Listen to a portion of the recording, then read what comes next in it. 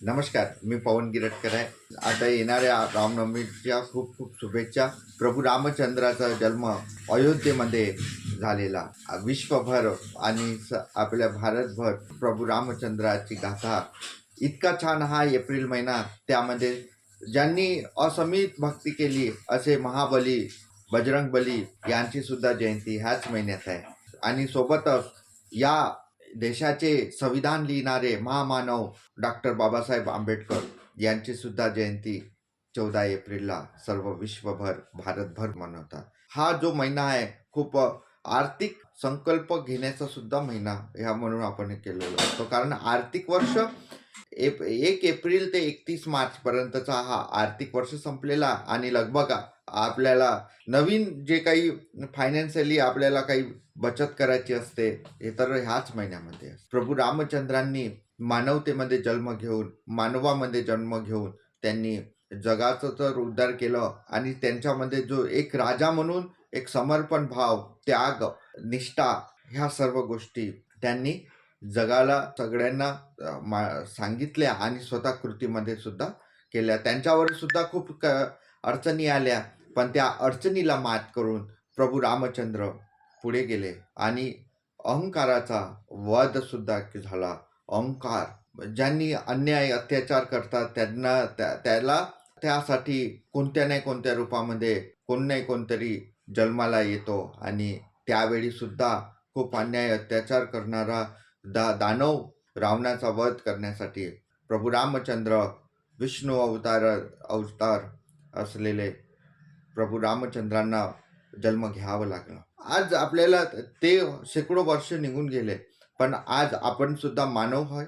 आपल्याला आज त्या गोष्टी आपल्याला कोणाचा अन्याय अत्याचार तर सहन करण्याची वेळ नाही आली, परंतु आपल्याला आज कशाची गरज आहे? आज आपल्याला आर्थिक मजबूतीकरण आणि एक आपल्या माइंडला ब्रेनला दिशा देण्यासाठी काही नाही काहीतरी फ्रूट पाहिजे असेल तर मी पवन गिरटकर LICचा आर्थिक नियोजक म्हणून काम करून राहिलेलो आहे.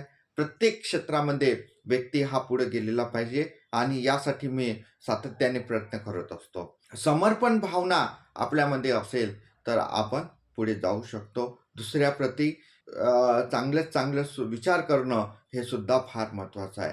नजरिया म्हणतो आपण, ॲटिट्यूड, आपला ॲटिट्यूड कसा असला पाहिजे त्यावर सगळ्या गोष्टी अवलंबून असते. 100 व्यक्ती आहे आणि 100 व्यक्ती जरी गरीब असेल तर त्याच्यातले 3 ते 4 व्यक्ती श्रीमंत होतात, कारण त्यांनी स्वतःला त्यावेळी नजरियातून म्हणजे ॲटिट्यूड, आपले दृष्टिकोन कशा कोणत्या पद्धतीने त्यांनी हे करतात त्यानुसार कारण गरिबीवाली सोच, गरीब असलं तरी पण गरिबीवाली सोच ठेवले तर कधी पुढे जाऊ शकत नाही.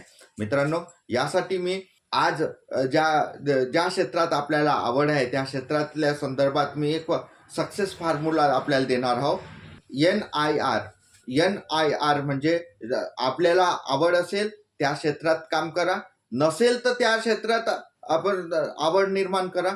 म्हणजे N म्हणजे नीड, तुमची नीड कशी असली पाहिजे, तुमची गरज कशी असली पाहिजे ते फार महत्वाचं आहे. तुमची गरज जर असेल तर मग तुमचं इन्व्हायरमेंट होते, म्हणजे इंटरेस्ट तयार होते, आवड तयार होते आणि आवड तयार झालं तर त्याचा रिझल्ट सुद्धा चांगला येत असतो किंवा वाईट येऊ शकतो, कारण तुमची गरज काय होती त्यावर अवलंबून असतं.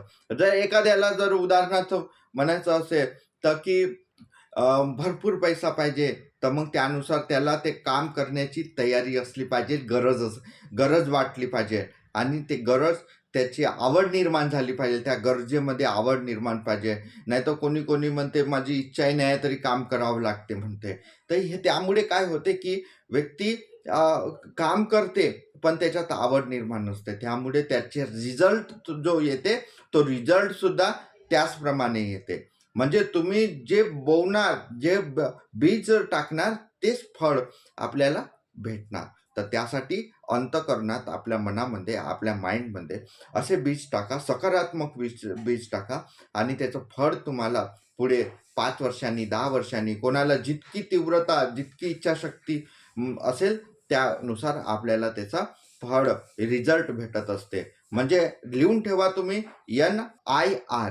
एन म्हणजे नीड, आय म्हणजे इंटरेस्ट आणि आर म्हणजे रिझल्ट वर सगळं गणित अवलंबून. सगळेजण रिझल्टच्या मागे धावलेले आहे. विद्यार्थी सुद्धा बघा व परीक्षेत किती टक्के येणार, काय येणार त्यासाठी सुद्धा मागे लागलेले राहते. बँक सुद्धा किती टार्गेट पूर्ण करायचं आहे, किती आपल्याला झाले आहे त्याचं रिझल्टवर सगळं.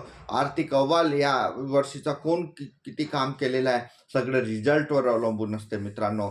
त्यासाठी आपण सुद्धा रिझल्टकडे बघायचं आहे, परिणाम बघायचा आहे. नुसतं जगायचं म्हणून जगायचं नाही आहे. तर त्यासाठी परिवारांना सुरक्षा देण्यासाठी मी पवन गिरटकर आज आपल्याशी संवाद साधून राहिलेलो आहे की आपल्या परिवाराला सुरक्षा देण्यासाठी, आपल्या परिवाराची काळजी घेण्यासाठी LIC काढा. LIC नुसती LIC काढा म्हणून नाही, तर आपला परिवार हा सुरक्षित राहायला पाहिजे. आपल्या आर्थिक सुरक्षा हे घेणं फार महत्त्वाचं आहे. आपल्या परिवाराला आपल्या परिवारामध्ये आपण जर कुठं बाहेर गेलो 2 दिवसासाठी, 3 दिवसासाठी, 4 दिवसासाठी, 5 दिवसासाठी जर आपण बाहेर गेलो तर काय करणार आहोत आपण पहिलं की 5 दिवसाचा जो काही खर्च असेल तो आपण पहिलं देऊन जातो. पण आपण जर हमेशासाठी देवाच्या घरी गेलो तर मग त्या परिवाराला पैसे लागत असते तर केव्हा देणं आपल्या पश्चात आपल्या परिवाराची काळजी कोण घेणार आहे. त्यासाठी आपल्याला काही ना काहीतरी पैसे LIC मध्ये टाकले पाहिजे आणि हा पैसा तुमच्या परिवाराला सुरक्षा देणार आणि 10 वर्ष 5 वर्ष पुढे नेण्यासाठी काम येणार. मित्रांनो, मी असे समाजात आपण बघतो, इकडे तिकडे बघतो की आज कोणती अचानक दुर्घटना घडल्यानंतर त्या परिवाराला सुरक्षा पैसे देण्यासाठी काही नसते. तर त्यासाठी ही योजना आपल्या कामी येणार आहे. LICची जीवन उत्सव म्हणजे 10 वर्ष जरी ज्याची वय 50 असेल, 10 वर्ष जरी तुम्ही पेन्शन फंडमध्ये पैसे टाकले तर 61व्या 62व्या वर्षापासून तुम्हाला आयुष्यभर पेन्शन भेटत राहणार आहे. लाचारीनं आयुष्य जगण्यापेक्षा सन्मानाने, आत्मसन्मानाने, आत्मनिर्भरतेने आयुष्य जगा. आमची तुम्हाला आव्हान आहे आणि मला विश्वास आहे की आपण अशा योजने काढणारच. धन्यवाद.